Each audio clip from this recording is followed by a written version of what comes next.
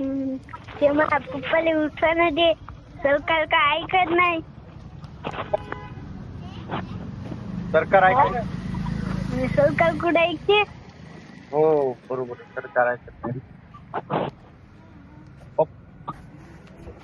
पप्पा काय म्हणणार. पप्पा जर काही झालं तर सरकारवर हे करते का सरकार. 2 तारखेपासून हो ना पप्पा शेतकऱ्यासाठी लढाई ना पप्पा कोणीच प्रशासनाने दखल नाही अहो, घेतल्यामुळे ते नामदेव हे तुम्ही पण ते हे नाही कळत काय म्हणतात कर्जमाफी नाही कळत ते ओढला होता. करते सरकारला उपोषणाची दखल घ्यावंच लागत.